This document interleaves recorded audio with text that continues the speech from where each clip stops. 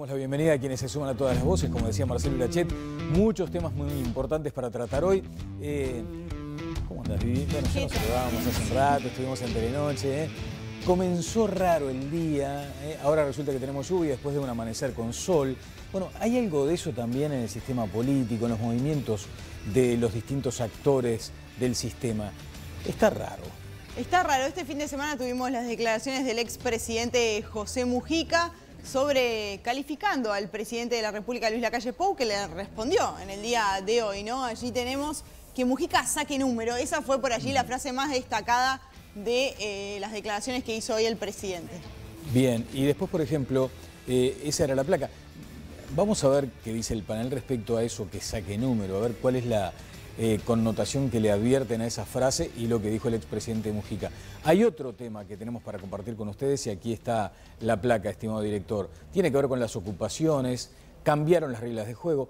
Puede decirse que aquí la decisión adoptada va en línea con los compromisos de campaña y es efectivamente así, que hay un decreto ahora que iguala en alguna forma al sector público con el privado. Ese es el mensaje que transmitió el gobierno, pero hay quienes sostienen que ocupar es un derecho, así que este también va a ser otro de los temas que vamos a poner sobre la mesa hoy en Todas las Voces. Bueno, y hay un tema que al final de cuentas a uno un poquitito, primero que lo preocupa, ¿no? Y además un poco lo fastidia.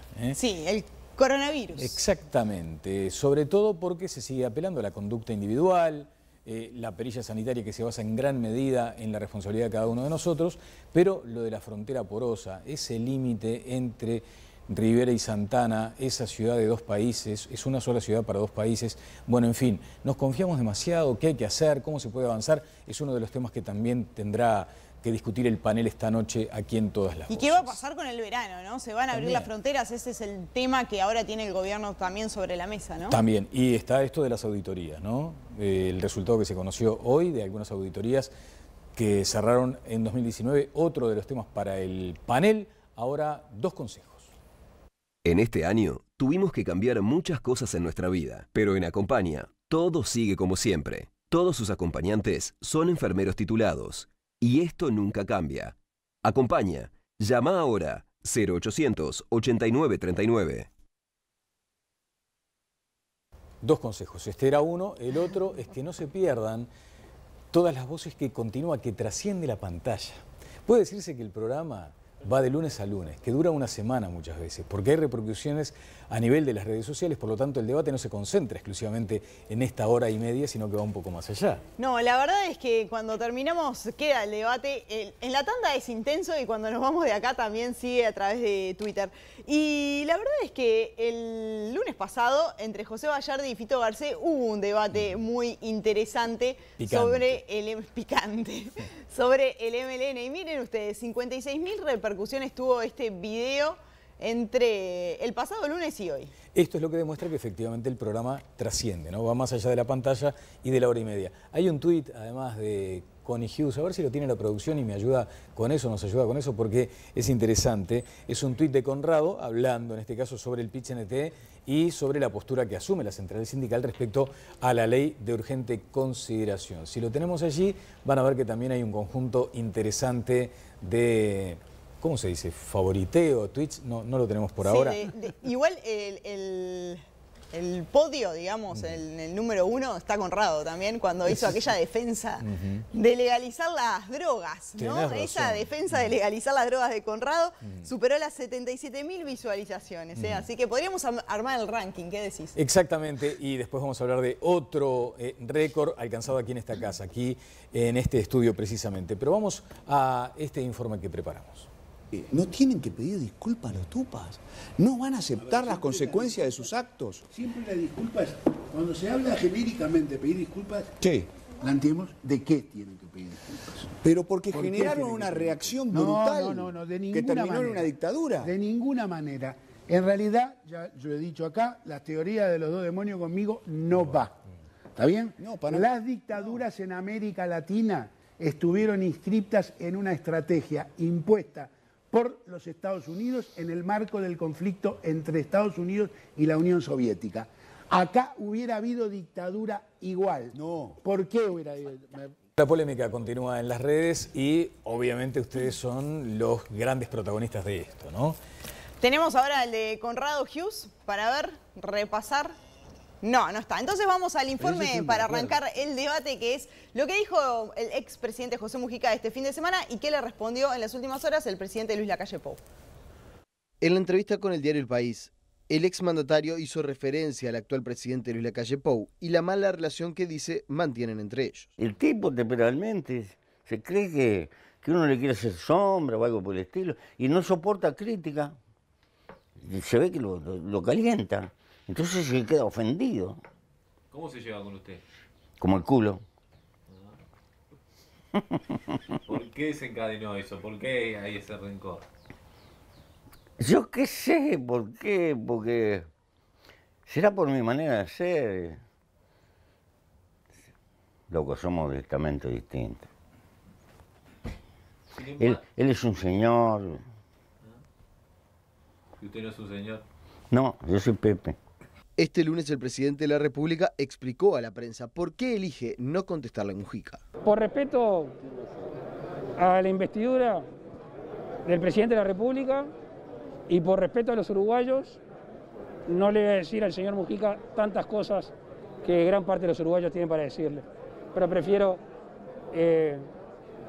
a partir del 1 de marzo, seguir con un cambio que es en el respeto, que es en la unión y no en la división. Así que saque número. Bueno, en definitiva no es que elija no responderle, al contrario, le responde y precisamente aquí teníamos parte de ese tramo. Estamentos distintos, esto es clases distintas, aquello de la lucha de clases, Fito, Connie, José, contigo. No, yo creo que en realidad es una categorización que hace Mujica en la que él se identifica, no en términos, no lo dijo en términos de clase, en todo caso en términos de personalidad o de característica que tiene por un lado y por el otro. Yo creo que ahora además en la chacra va a Pero esa haber diferenciación, no, eso de los estamentos, esa diferenciación, ¿no va un poco en ese sentido? Bueno, yo creo que, a ver, yo no me voy a profundizar en el tema de la extracción social y de la evolución desde que se nació hasta ahora, pero que es obvio que proceden de ámbitos distintos, socialmente y en su evolución histórica, más allá de la diferencia de edad que exista entre uno y otro. No, mi consideración es que ahora, cuando esté en la chacra ya retirado y en realidad ustedes vayan, o ustedes o periodistas vayan, va a dar material abundante de este tipo seguramente el expresidente Mujica. ¿Qué busca Mujica con estas declaraciones, Fito? Vaya uno a saber. No, Mujica siempre, él es así, él es muy espontáneo, a él le ponen un micrófono y él declara, él siempre se las ingenia para hacer declaraciones que llaman mucho la atención, ¿no? Por lo que dice, por cómo lo dice y por el lenguaje que usa. No, yo solo quería agregar, ¿sabes qué? Que no me parece que la diferencia entre Lacalle Pou y Mujica tenga que ver con la cuestión de clase, con la extracción social, como dijo Mujica, con el estamento al que pertenecen, porque habría que inferir que Lacalle Pou no se lleva bien con gente de pueblo. Lacalle Pou no se lleva bien con la gente de pueblo, con los pepes de pueblo, con doña María, con don José. Perdón, pero entonces ¿no es medio inocente pensar que no tienen una intención las declaraciones de Mujica? No, sí, bueno, intención siempre tiene, está polemizando con el expresidente. Pero en todo caso, me parece que es un prejuicio muy extendido en una parte de la población, que los partidos tradicionales no tienen sensibilidad hacia la gente de pueblo, pero, que ¿sabes desprecian a la gente de pueblo. Ajá. Si Fito, fuera así, si me no tendrían permitís, tantos años de vida. Esto nos trae en alguna forma a un debate que también ya se dio acá, y es cómo uno podría llegar a advertir que entre la dirigencia, entre los líderes, había como vasos comunicantes, dialogaban, se entendían, hablaban, pero que les costaba trasladar hacia abajo el mensaje de concordia. Claro. Y uno se pregunta, bueno, pero esto claramente va en un sentido contrario. Acá lo que en todo caso parece plantear el expresidente es separar. A ver, el expresidente Mujica es absolutamente consistente con su línea de actuación desde hace 50 años. Exhibe una personalidad absolutamente no en armonía con el resto de la sociedad, lo que determinó que en algunos momentos lograra penetrar la simpatía de otros grupos políticos y sociales fue que él tenía un objetivo personal político y una ambición extraordinaria, porque es una persona sumamente soberbia, tan soberbia que a su edad se permite cosas que uno a un adolescente le diría no es prudente lo que acabas de decir. Es decir, el presidente Lacalle es presidente porque me agarró viejo. Es decir, no porque los uruguayos reconocimos en él una figura que trabajó durante 20 años desde la modesta posición de diputado de Canelones hasta perder una elección frente a Tabaré Vázquez y luego conseguir la presidencia armando una coalición con el 56% del él. No, es porque tuvo suerte, porque yo, y lo dice en el reportaje, le gano hasta el truco con señas. Es decir, desde la posición más sobradora. Y otra cosa, y estoy de acuerdo con Vivi, no da puntada sin hilo. Mueve cada uno de sus dichos con el propósito de ahondar totalmente el clima que la circunstancia del COVID y el éxito relativo de los primeros meses del gobierno le están dando al gobierno de la multicolor. Fito. Vos sabés que un error que cometemos frecuentemente los analistas políticos, y que a veces puede cometer otra gente muy inteligente, es que es sobreinterpretar a los actores, ¿no? Pensar que siempre los actores tienen estrategias, los políticos, los dirigentes, por inteligentes que sean, sí, claro que siempre tienen capacidad estratégica, ¿no? Pero no siempre están calculando todas las consecuencias de lo que van a hacer. A veces simplemente dicen lo que piensan y punto. Y creo que esto vale mucho para Mujica. Y yo no creo tampoco, Connie, que lo que hace todo el tiempo Mujica sea, azuzar a la gente, provocar o intentar dividir, porque así como estas declaraciones no ayudan a que la gente se entienda, y a mí me parecen levemente desagradables o poco atinadas respecto al presidente, ¿no? En otros momentos, y acá mismo en este programa, hemos dicho, che, qué bien Mujica, yo lo he dicho. Por ejemplo, cuando hizo su discurso en el Senado, que comentamos, no sé si fue la semana pasada, ¿no? Es decir, hay momentos en que Mujica tiende puentes, discurso que y momentos en que Mujica confronta. ¿no? Yo el de Manini lo saludé poco. El de la Asamblea General. El de la Asamblea General, el de Educación, lo saludé, pero lo saludé expresamente, lo dije y lo escribí en las redes. Sí. Ahora, no es, digo, puede ser, yo puedo estar interpretado. Yo no digo que es Kasparov, que Mujica juega 7 jugadas adelante de nosotros, no. Las 8 jugadas. Pero que Mujica no da puntada sin hilo y que haber recibido una propuesta de 2 jóvenes periodistas del diario El País y le dice, venga muchachos, vamos arriba, a 2 días de despedirse y de hablar con desprecio de la vicepresidenta de la República, diciendo, bueno, quiere glamour, así que voy a ir, como diciendo, esta señora que tiene tan poca idea, me dice, yo voy a ir, porque al fin me dijo Sanguinetti. No, es de un mal gusto, de una grosería, de una ordinariez increíble. Pepe. A ver, yo he conversado muchas veces con el presidente Mujica, se imaginarán, he conversado tanto en Consejo de Ministros como en situaciones personales, mano a mano, y creo que no cambia mucho con respecto a las conversaciones que me ha tocado vivir con las conversaciones que tuvo con los 2 periodistas, ¿no? Creo que esa la va a mantener y vuelvo a decir, va a dar mucho material en todas las entrevistas que le soliciten para de aquí en adelante mucho más liberado. Me da la impresión a mí. O sea que para vos no busca nada con estas declaraciones, simplemente despacharse. No registro que esté jugando 6 o 7 jugadas por adelante por el momento.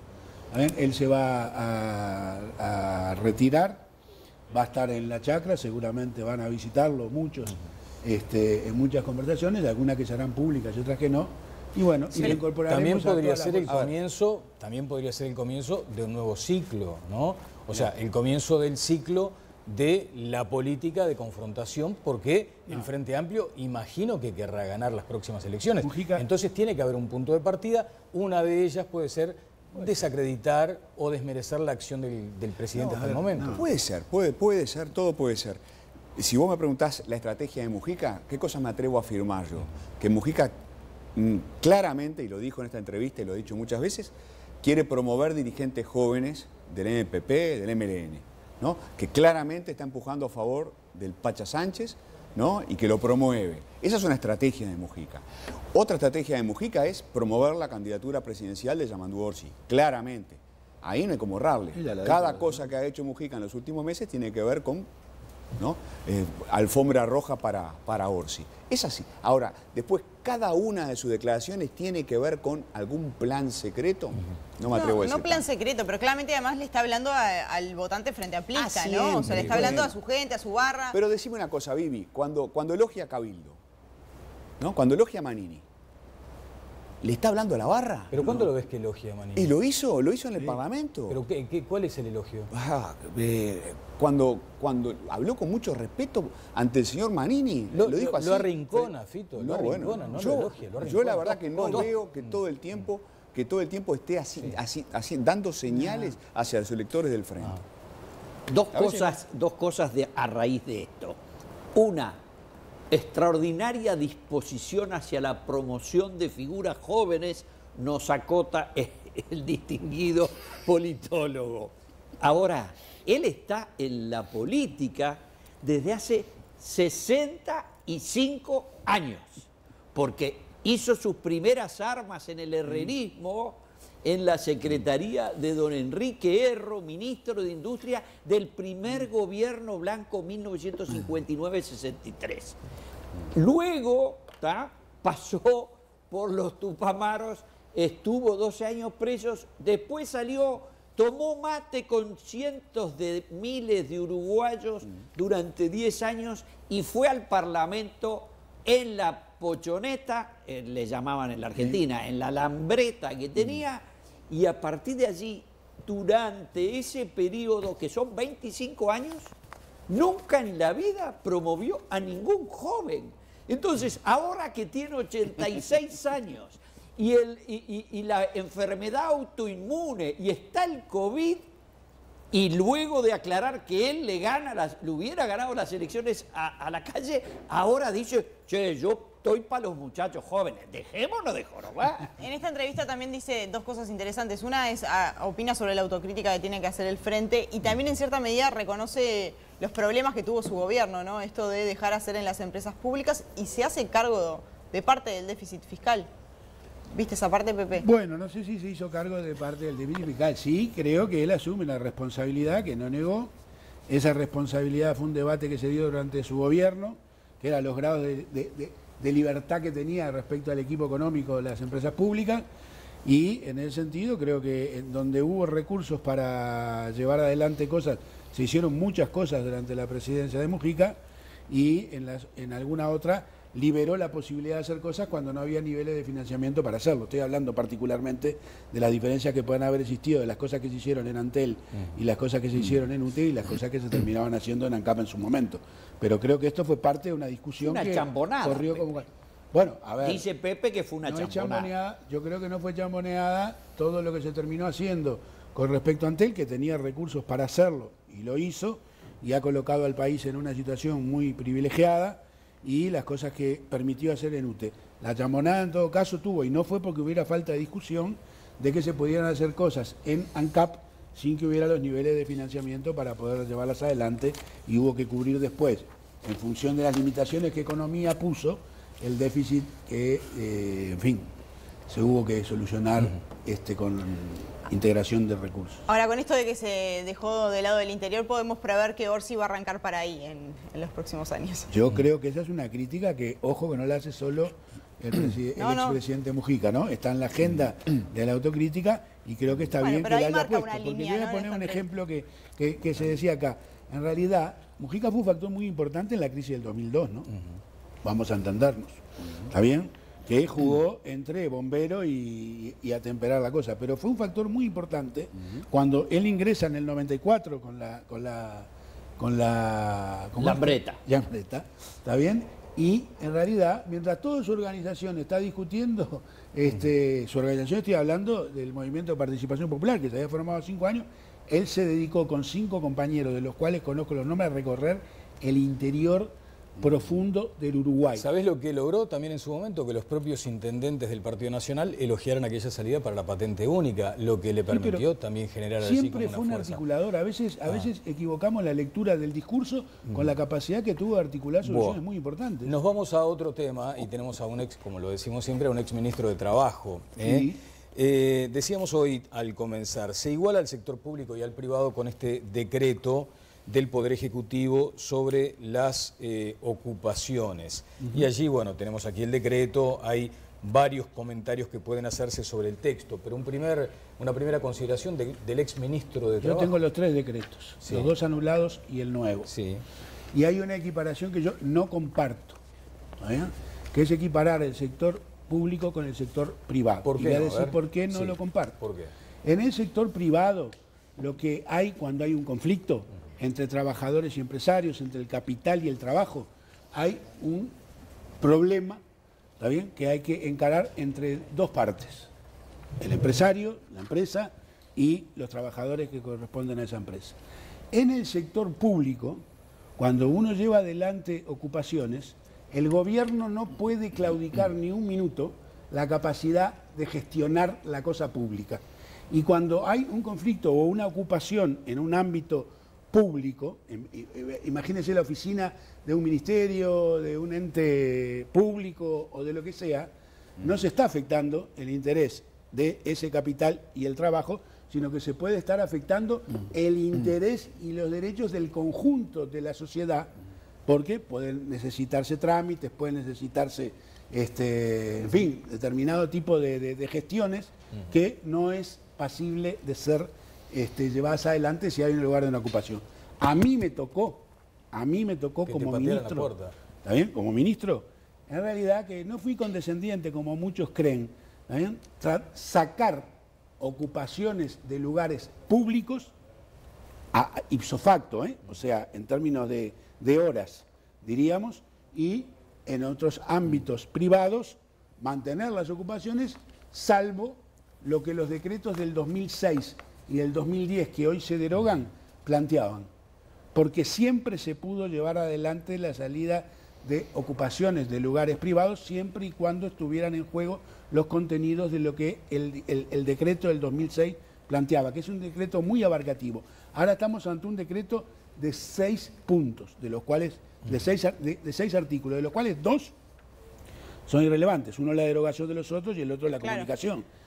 Y no fija ninguna condición, como fijaban los otros, de cómo llevar adelante las ocupaciones, porque era muy estricto los otros a la hora de tener exigencias para los trabajadores respecto al llevar adelante una ocupación. Le daba potestades al Ministerio de Trabajo también para sacar o mandar al Ministerio del Interior, si así lo entendía, y ahora lo que estamos haciendo es igualando el sector público con el privado en un decreto que no tiene ninguna garantía de los bienes que hay que preservar cuando se llevan adelante las ocupaciones. Yo creo que es un muy mal decreto. Antes de seguir con el debate porque historia tiene las cosas. Esto tiene un motivo, tenemos una placa para compartir con ustedes sobre lo que motivó este decreto. El Comité de Libertad Sindical de la Organización Internacional del Trabajo ha observado reiteradamente al gobierno acerca de que el ejercicio del derecho de huelga y la ocupación del lugar de trabajo deben respetar la libertad del trabajo de los no huelguistas, así como el derecho de la dirección de la empresa de penetrar a las instalaciones de la misma.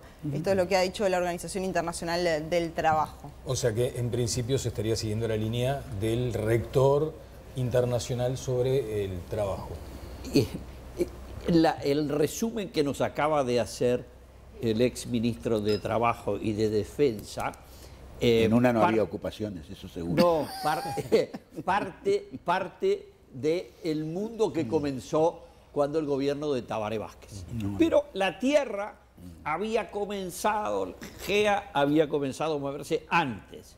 De hecho, el tema de las ocupaciones estaba regulado por una norma del año 1966 que se aplicó pacífica y eficientemente durante nada más que 40 años. En la que hubo ocupaciones.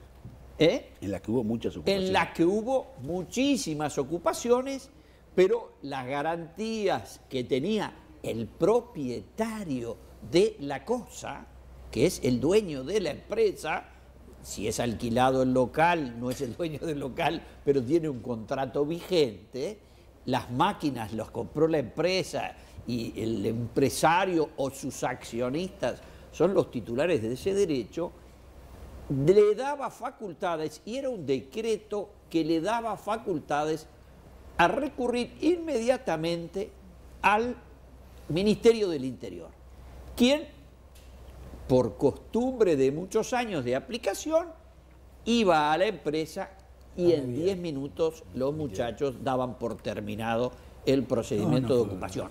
Jamás hubo, digamos, desalojos violentos en escala de ningún tipo a lo largo de esos 40 años.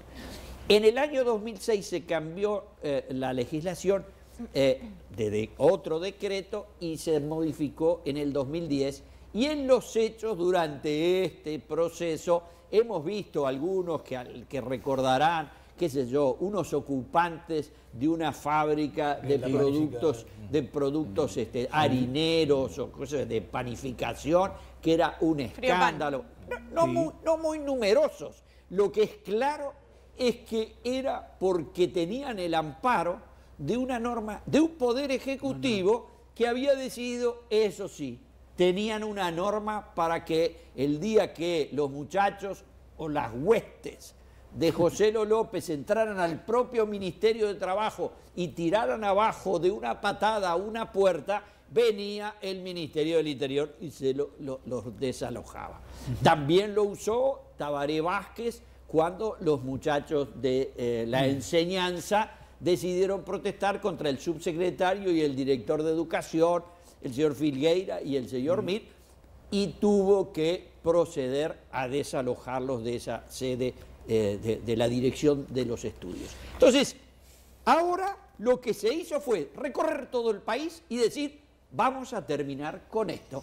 Y ahora se terminó. Bien, vamos a repasar algunas de las cuestiones que están contenidas en este nuevo decreto, en estas placas que ha preparado la producción de Todas las Voces. Una vez ocupada una dependencia pública o una empresa privada, el jerarca o empleador podrá solicitar al Ministerio de Trabajo su intervención.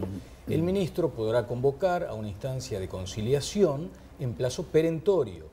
Antes, durante o después podrá, también dice allí, intimar a la desocupación inmediata bajo apercibimiento del uso de la fuerza. Este es uno de los aspectos de la nueva reglamentación. Lo decía la anterior, ¿eh? Fito Garcés. Lo decía la anterior. Esto mismo lo decía. Acá no hay modificaciones, Fito. En términos de análisis político me merece dos reflexiones, ¿no? La primera es, a ver, creo que ningún votante de la coalición se va a sentir sorprendido por este decreto y por esto que reglamenta y va a juntar firmas. La ley de urgente consideración en este sentido, ¿no? Y eso me parece muy importante, porque en términos de análisis político, lo dije una vez, 3 veces y lo diré 100 veces, lo que importa es que los gobiernos hagan lo que los electores, quienes los votaron, esperan de ellos. Eso es muy importante en términos de calidad de la democracia. Este era un compromiso de campaña. Claro. Yo diría que sí. En general, todo esto que hace, todas estas medidas que toma el gobierno, que tienen que ver con, de alguna manera, proteger el mundo empresarial o equiparar el mundo empresarial con el mundo del Estado, tiene que ver con este espíritu empresista del gobierno electo. Y eso me parece que es sano en términos de, bueno, si se prometió, que se haga. Autenticidad. Lo segundo que quiero anotar tiene que ver con la LUC y con el PIT-CNT. Esta parte de la ley de urgente consideración es la que yo, por ejemplo, es el tipo de artículos que yo considero que legítimamente puede impugnar el PIT-CNT, porque tiene que ver directamente con el mundo del trabajo, tiene que ver directamente con la acción sindical, y a mí me parece perfectamente legítimo que si el PIT-CNT considera que se está de alguna manera limitando el derecho de huelga, someta a referéndum el artículo correspondiente y toda la ciudadanía pueda discutir en los términos que se está discutiendo acá sobre el asunto. Quería decir algo, Connie. Dice, mira, decirle a Connie que no diga disparates. Nunca entré a las patadas a ningún lado. Eso es tremenda mentira. ¿Sabes quién lo dice? Bueno, ya sé, Joselo, es un amigo, pero fue famosa la crónica que decía, y apareció Joselo López. Además, como es un señor voluminoso, integra un grupo que se asocia con el exceso de No entró a las patadas. adiposidad.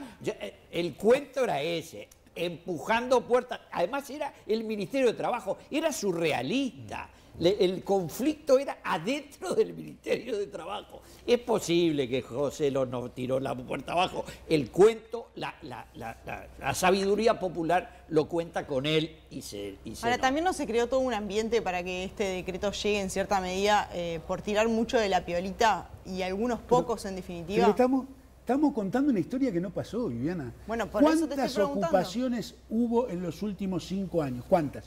Más allá de la famosa esa de la... De la panificadora. Muy pocas. Esa que se Muy dijo, pocas. esa que se y la dijo... mayoría Permítame. se liberó sin ningún problema. Está bien. ¿Y cuáles nos acordamos? Todas las que tuvieron problemas. Por eso, ¿no se tiró Pero demasiado de la ¿cuántas piolita a hubo que unos no se pocos? cumplían problemas? Esa no cumplió y debería haber sido sancionado el sindicato porque no cumplió con uno de los puntos que estaba contenido en el 2006, que es la de preservar, ¿está bien? No solo los bienes, sino aquellas cosas que pueden ser perentorias por su utilización.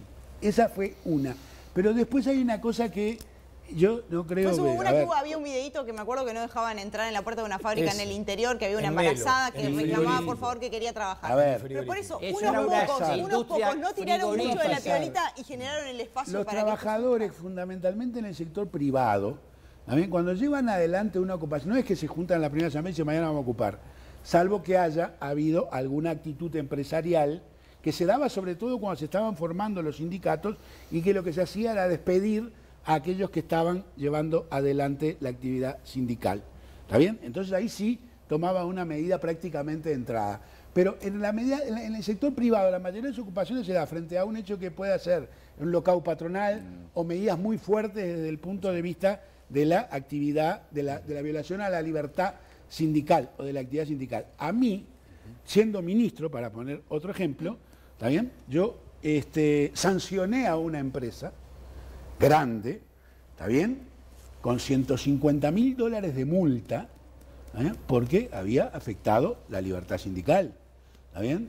Y en realidad, en ese momento, no había trabajadores ocupando, pero era claro que la inspección del trabajo en su momento había determinado que efectivamente había violación de la actividad Pero sindical. hay un punto importante que es el que se necesitó menciona acá. llegar a la ocupación. Sí, hay un punto importante y que está contemplado aquí también, y es que siempre volvemos al origen de esta cuestión, y es decir, ¿cómo preservás el derecho de quien efectivamente quiere trabajar? Y no simplemente dejándolo entrar, sino que se tenga que bancar los agravios que recibe de los ocupantes. Sí, pero eso... Aquello de Carnero, por ejemplo, ¿no? Y en el caso que citaba Viviana, que fue en el frigorífico de Cerro Largo, había, con absoluta convicción de parte de los ocupantes, la necesidad de menospreciar a aquel que quería trabajar. Yo lo que digo es que ¿Cómo son... se controla Voy a contar una ese anécdota derecho? después. ¿Cómo se controla ese derecho? A ver, Yo lo que digo Pepe. es que son pocos los casos, pero los que tenemos imágenes y esas historias Voy a contar una sientan anécdota. un escenario. En realidad, yo hablé acá ya lo que fue la militarización de los sindicatos bancarios, ¿no? En su momento, en el 69. Sí, que te recordó Connie que estaba Liber Sereno. No, en el 68 fue General Está Sereni, bien. en el 69 fue la huelga de los bancos que duró 4 meses. Exacto, ya no estaba el general Sereni en aquel momento, pero No, bueno. no, ya no esto estaba, es se había anecdótico, retirado. ya se había ido, había renunciado. Pero había militarizado en el 68. Claro. Pero lo que voy a decir es que en realidad es muy bravo cuando hay un colectivo, un sindicato que toma una posición, ¿está bien? El evitar esas situaciones de rispideces que se dieron, se dan y se van a seguir dando. ¿Está bien? Porque la tensión, en la anécdota en que va, mi padre hizo toda la huelga bancaria del año 69 y tenía un íntimo amigo, trabajaba con él, ¿está bien?, que había entrado en la huelga bancaria. ¿Está claro? Mi padre, se murió el amigo y se murió mi padre, y seguramente mi padre siempre vivió con el dolor de esa amistad que se había roto en función de que uno había entrado en la huelga. Mi padre no había entrado, esta otra persona había entrado. Entonces esas cosas son inevitables, va en la naturaleza humana que se generen tensiones que vamos a entendernos. ¿Qué va a pasar, hipotéticamente? Bueno, se aplica esto y va a haber un sector que va a estar trabajando y hay otro sector que va a estar ocupando. ¿Está claro? ¿Y esta situación qué se va a hacer? Porque si lo que se trata es de cumplir con el precepto de la ley de urgente consideración, que es entrar a trabajar y entrar el empresario a tener el control, ¿está bien? Se va a dar una situación que no vamos a evitar el tema de las tensiones porque están en la naturaleza de las cosas. No, claro, las tensiones van a estar.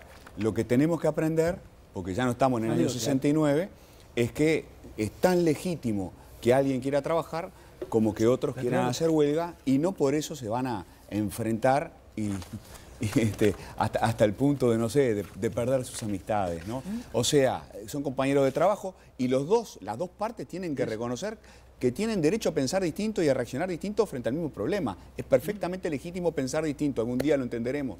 Sí, ¿sabés cuándo lo vamos a terminar? Connie, ya te doy. ¿Sabés cuándo lo vamos a terminar de entender? Cuando hay una medida que logra beneficios y que los que entran a trabajar renuncien a los beneficios. Bueno. No había nadie que renunciara a los beneficios que se conquistó y los trabajadores conquistaron con la lucha. A nadie vi, ¿eh? Es un buen punto, ¿no? Porque a veces los que no hacen las medidas se benefician, es verdad. Decía Fito, y tiene razón, que puede haber artículos de la LUC que no les gustan, que son esos artículos que fueron expuestos a la ciudadanía y la ciudadanía los respaldó y ahora los respaldaron 66 y en algún caso 67 legisladores. Pero debemos recordar que el PIT-CNT no es la primera vez que se le ocurre plantear recurso de referendo contra una ley. La ley 16.832 del 17 de junio del año 97, gobierno del doctor Sanguinetti, que creó el marco regulatorio del sistema eléctrico nacional, fue impugnada. En aquel momento, en vez de haber un acto de ratificación, había dos. Marcharon al espiedo. A los meses se aprobó la ley 16.906, una pieza angular de la promoción de las inversiones durante el gobierno del Frente Amplio. Pero el PIT-CNT protestó contra el artículo 29. Y entonces, el 20 de septiembre del 98, hubo la primera ratificación y perdieron. Y la segunda fue el 7 de enero del 99 y volvieron a perder. Quiere decir que por eso algunos prudentes dirigentes políticos de la izquierda están diciendo, muchachos, nos opusimos ya a la ley de eléctrica y al artículo 29 de la ley de inversiones y marchamos al espiedo. En ese caso no eran promesas electorales, nadie promete en una campaña electoral voy a hacer una ley de mercado eléctrico. La ley de inversiones fue una novedad y tenía normas que tenían que ver con lo laboral. Bueno, vamos a hacer una pausa. Antes está con nosotros el doctor Glauco Rodríguez Andrada, es el presidente del Colegio Médico, porque hay una sensación de que la situación sanitaria está complicada. Así es, y el tema que está planteado son las fronteras. ¿Qué va a pasar con las fronteras? Y si hasta ahora nos confiamos demasiado. Lo que decía Glauco Rodríguez en una nota recientemente es que si abrimos las fronteras es como jugar a la ruleta rusa con el tambor lleno. Sí, si abrimos las fronteras formalmente, porque abiertas están a la luz de lo que está pasando en Rivera, que sigue siendo un tema sumamente delicado. Hay, el fin de semana pasado, 20 ómnibus, hasta donde sabemos, 20 ómnibus de gente que vino a comprar de este lado. Y así está Rivera también, ¿no? Y así está Rivera también. Pausa y venimos con este tema a todas las voces.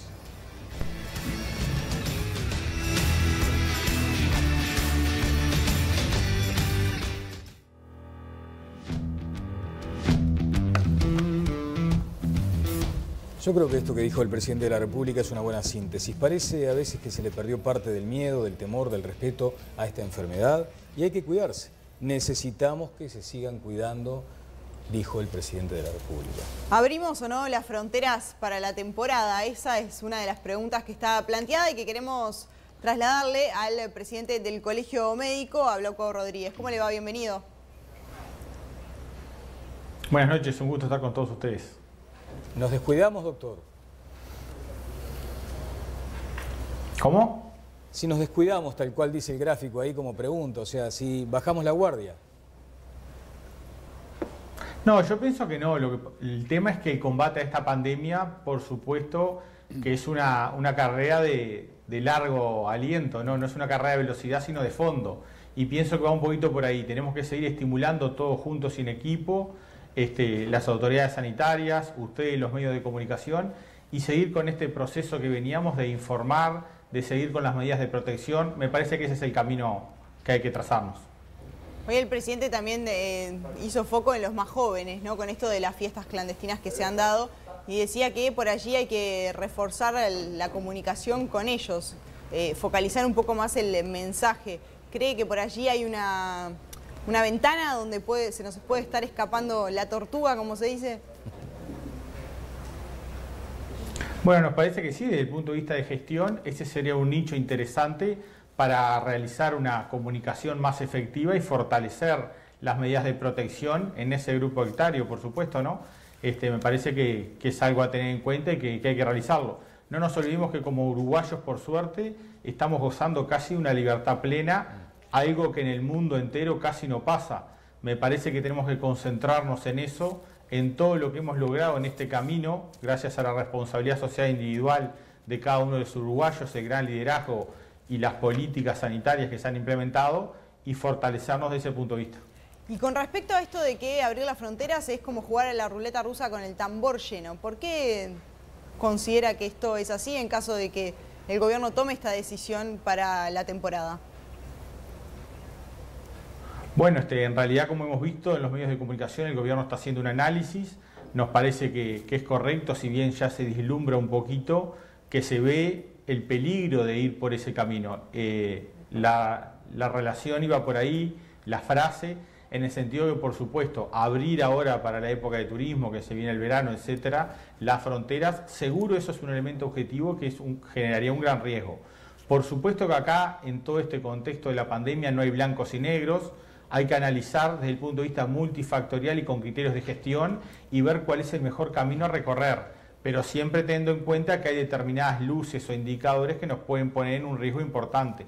No nos olvidemos que nosotros como país seguimos estando en una especie de burbuja de lo que es el resto del mundo, y ni que hablar nuestros países hermanos, ¿no? Bueno, desde ahí que tenemos que cuidar ese gran éxito que hemos logrado en todo este tiempo, y bueno, de abrir las fronteras de manera masiva en el caso del verano, bueno, ni que hablar que implicaría un riesgo.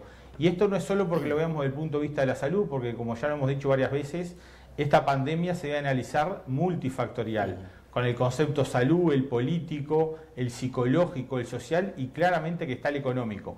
Pero bueno, no nos olvidemos que todo este éxito que hemos logrado no lo podemos perder o retroceder por determinadas medidas que no sean correctamente analizadas, ¿no? Bien, Glauco, descartada aquella opción que creo que la mencionamos en el momento del domo, ¿no? Como en Los Simpsons, que era la cúpula, todos quietitos, esperando a que todo esto pase, con lo que usted dice, la responsabilidad social individual. Ahora, ¿cuáles son aquellas prácticas que usted entiende debería aplicar la autoridad sanitaria para fronteras que están perforadas? Porque eso del cierre de fronteras, bueno, es relativo.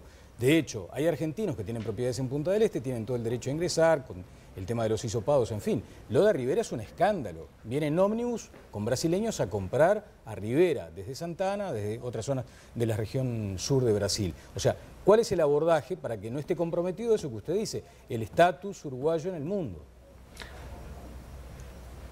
Bueno, Daniel, es correcto y es como usted está manifestando. Tanto es así que el foco de las autoridades sanitarias y del gobierno desde un principio ha estado sobre todo en la frontera seca con nuestros países limítrofes. Rivera ni que hablar, que es un escenario fundamental.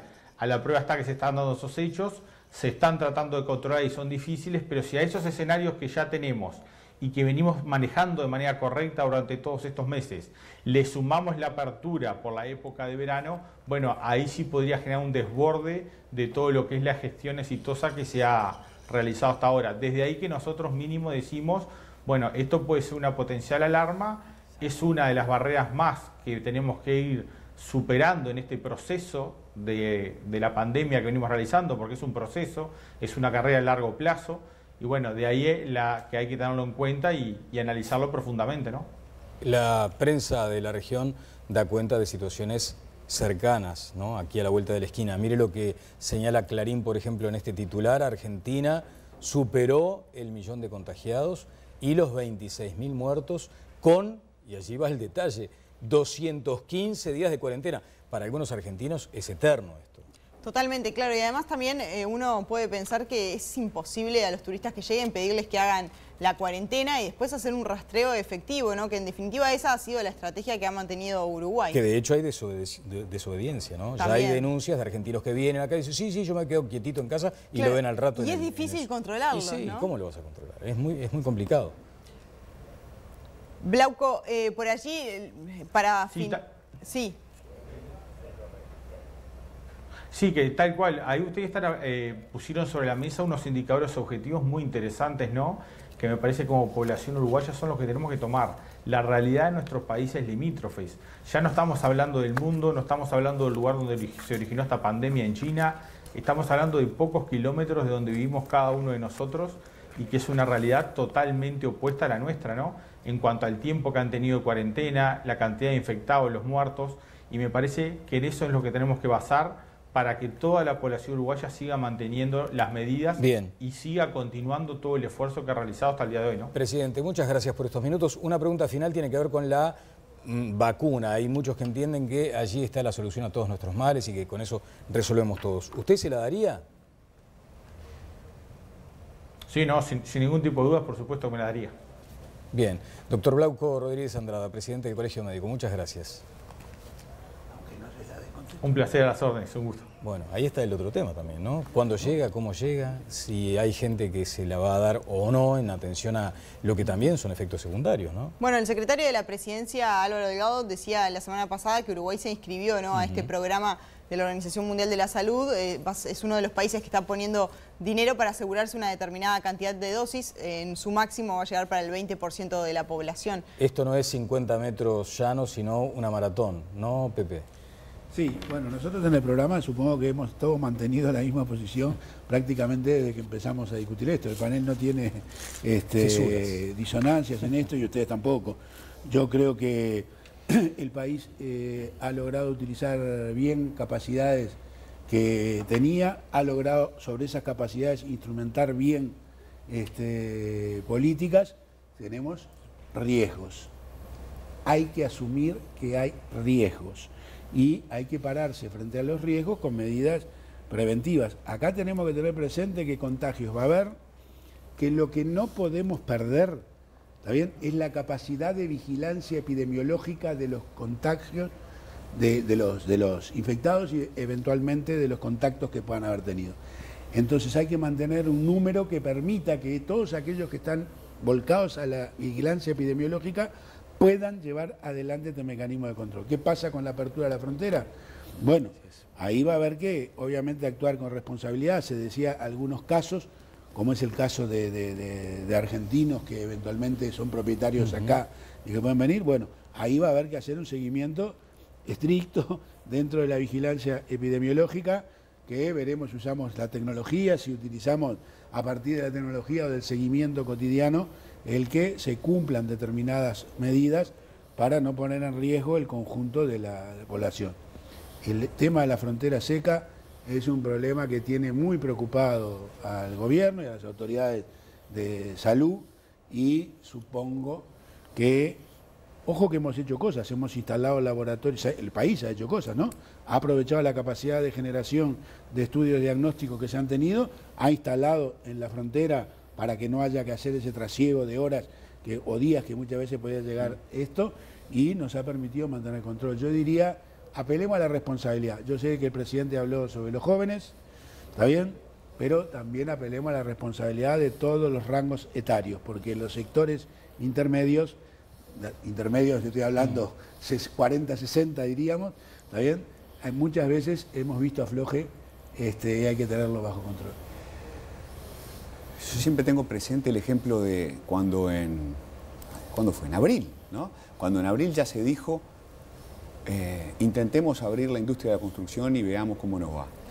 ¿Y qué fue lo que se hizo? Se elaboró, primero se tomó la decisión de intentar hacerlo, ¿no? De intentar reactivar la economía por ese lado.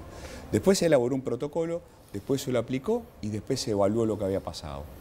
Y ese modelo se ha reiterado sistemáticamente y se ha ido ampliando cada vez más. Y eso ha permitido que seamos una sociedad tan especial, que convivimos con el COVID sin que sea un desastre generalizado. En cuanto al turismo, yo creo que lo que se nos viene es eso. Lo que creo que el gran desafío que tiene el gobierno es pensar cómo elaborar un protocolo estricto, pero que al mismo tiempo no impida el turismo, luego aplicarlo y luego evaluar cómo funcionan las cosas. Por si fuera, perdón Vivi, pero si fuera a la luz de lo que dijo el presidente de la República hoy, en principio si esto se fuera a dar en estas circunstancias actuales, turismo no, Claro, claro. Es que es muy complicado yo no lo hacer ese sé. seguimiento. Yo la verdad que no lo sé, pero supongo que lo que estará evaluando el gobierno es eso. ¿Es posible o no es posible evaluar un protocolo y que se cumpla en un sector que por un lado es recontra importante? Hoy así como está, no. Ok, por un lado es recontra importante, por otro lado es súper difícil de controlar. Claro, el punto también es, la región está muy complicada y por allí se podría abrir con algunos países de Europa. Claro, ahora hay una segunda ola también allí en Europa, entonces más allá de que en números, en cifras, los turistas europeos son muy pocos, bueno, por lo menos podríamos tener algo, ¿no? Pero tampoco para eso va a dar. Claro, ¿Conrado? No, yo estaba mirando la última información y digo, no es para poner la nota optimista, estoy realmente preocupado con el tema fundamentalmente de Rivera, porque además nos muestra la falla más clara de todas, que es la de esa permeable frontera doble. Ahora, las cifras de Uruguay en el mundo, estamos en el lugar 152 del ranking de contagiados. Sé que es mejor hacerlo por proporción de habitantes, pero estamos igual en un lugar muy destacado. Somos el único, atrás nuestro hay 16 países. Tomé solo los que tengan más población que el Uruguay, arriba de 3,5 millones, porque si no ponemos Andorra y San Marino y ahí nos da cualquier cosa. Entonces, allí en esos 16 hay 7 países en Asia y 9 países en África. Nada más. Y los 9 países del África son Benín, Burkina Faso, Sierra Leona, Togo, Chad, Liberia, Níger, Burundi y Tanzania. Los desafío a que los ubiquen en el mapa. Y los del Asia son, bueno, hay uno, está Nueva Zelanda, ¿no? Y los del Asia son Vietnam, Papúa Nueva Guinea, el mensaje, Connie, ¿cuál es? Taiwán. El mensaje es, hay que seguir de cerca cumpliendo, y estoy de acuerdo en que haya una comunicación medio especial, porque pareciera que los jóvenes no nos creen. Vamos a ir a una pausa. Luego de ella, algunos comentarios a cuenta de desarrollar mucho más, porque de hecho es voluminosa la información que surgió hoy de estas por lo menos 12 auditorías que corresponden en algún caso a los años 2018 y 2019, en otros solo 2019, pero por lo menos algunos titulares luego de la pausa. Hubo desidia en el manejo de los fondos públicos en alguna de estas 12 entidades. Esto fue lo que dijo hoy la ministra de Economía, Susana Arroeleche, así que venimos con este tema.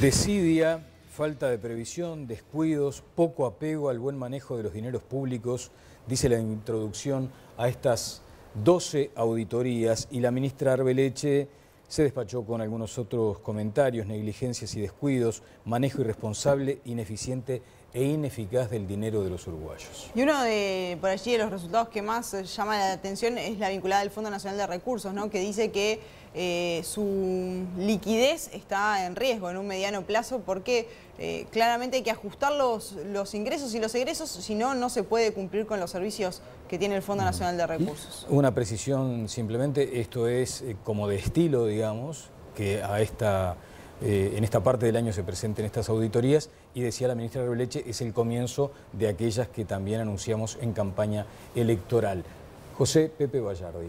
Tenemos pocos minutos, ¿no? Yo quisiera tener un programa sobre estas auditorías. Es que es la idea, porque de hecho, a ver, son 12, son extensas, y la realidad es que se conocieron recién, o sea, ninguno tiene un análisis voy a exhaustivo. hablar en términos de consigna. La ministra vendió humo hoy. ¿Está ¿Por claro? qué? Vendió humo. ¿Por qué? Porque estamos hablando de auditorías que se hacen históricamente, anualmente, y los auditores yo he vivido auditorías, ¿está bien? Tienen normalmente, ¿está bien?, acreditan las cosas que no se han cumplido desde el punto de vista de las normas o de las reglas en toda la administración pública durante todos los gobiernos. Ahora, salir a hablar de las auditorías y cubrirse con lo que tendría que haber hecho, porque yo no hice auditoría, hizo de Auditoría Interna Nación, nos dio el informe y con los informes vienen aconsejados procederes. Y dentro de los procederes hay un proceder que es previo a todo, y yo lo he aplicado siempre, que es el tema de la investigación administrativa. A la auditoría debe seguirle la investigación administrativa. La investigación administrativa sí puede dar conclusiones donde se identifiquen eventualmente, ¿está bien?, eventuales delitos, y a partir de ahí se harán las denuncias correspondientes. Yo creo que acá es parte, que algún día si tenemos tiempo podremos extendernos más, de una estrategia que no es nueva en América Latina, que se ha aplicado en enorme cantidad de países de América Latina y que quedó formulada, y voy a ser de grandes cortes, por el expresidente de la República, Luis Alberto Lacalle Herrera, ¿bien?, en el año 2012, en una reunión de la Fundación Paz Global en la ciudad de Atlanta, en el Hotel Marriott de Atlanta, en donde dijo, dado que a expresidentes de América Latina, ¿bien?, dado que a estos comunistas no podemos ganarles por los votos, en realidad les voy a decir que debemos aplicar, y estoy en condiciones de decir que hay medios de comunicación y operadores judiciales que van a servir para llevar adelante la deslegitimación de liderazgos y de partidos. Esto ha pasado en muchos países de América Latina, algunos muy cercanos, en la que ahora se está revirtiendo toda la ofensiva que hubo en momentos determinados. Pero podemos discutirlo con más tiempo. Por el momento, lo que correspondía era, sin adjetivar, decir que se van a llevar adelante las investigaciones administrativas y a partir de las investigaciones administrativas las acciones que se entendieran. Vamos a tener más tiempo. Hay de todos modos algunas cuestiones que de pronto hasta te pueden llegar a involucrar en tu gestión, porque cuando hablan de aquella frontera porosa, de lo que tanto hemos hablado, sí, lo que dice la auditoría, y también telegráficamente vamos a tratar este asunto seguramente más adelante, dice, esto determina que no se puede asegurar que todas las personas que egresan al país cumplan con los requisitos exigidos y por ende que la Dirección de Migración cumpla eficazmente con uno de sus objetivos estratégicos. Me vas a decir migraciones del Ministerio de Interior, yo te digo, es un tema de seguridad nacional que acá entre y salga cualquiera sin ningún problema. Con seguridad, que es un tema de seguridad, y habrá que responder la Dirección de Migraciones y el Ministerio de Interior sobre esta situación. Yo no tengo ninguna duda. Lo que digo es que la responsabilidad, yo nunca hice gala de las auditorías que terminaron con procesados adentro del Ministerio de Defensa después de las investigaciones administrativas, con procesados y con cárcel para efectivos en su momento. No voy a hablar de situaciones particulares, pero todos sabemos a qué me refiero en ese periodo.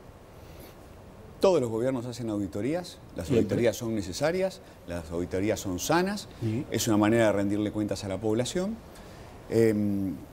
A ver, que el gobierno entrante acuse al anterior de no usar bien los recursos es un verdadero clásico y creo que arranca mucho antes de la calle Herrera, toda la vida ocurrió. No, eso es otro tema. No, por eso, sí, toda la vida ocurrió.